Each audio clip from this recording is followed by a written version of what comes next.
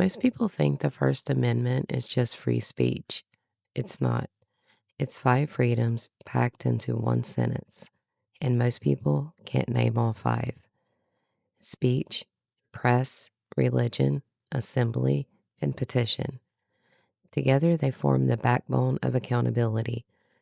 James Madison wrote these protections to limit government power, not public opinion.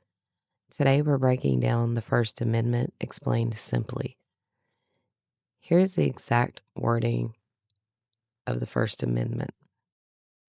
Congress shall make no law respecting an establishment of religion, or prohibiting the free exercise thereof, or abridging the freedom of speech or of the press, or the right of the people peaceably to assemble, and to petition the government for a redress of grievance.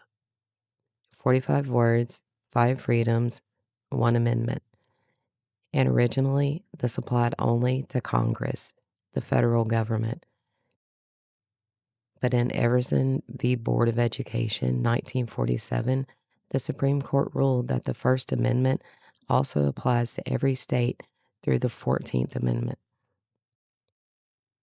That's the entire text, 45 words that define the limits of government power. And here's the key. The First Amendment doesn't grant these rights. It protects them from government interference. These freedoms already exist.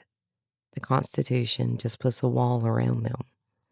No opinions, no noise, just the law explained simply.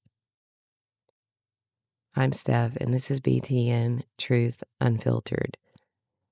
And in the next video, we're breaking down the first 3 freedoms: speech, press, and religion, and what they actually protect. And why freedom of speech doesn't mean you can say anything you want.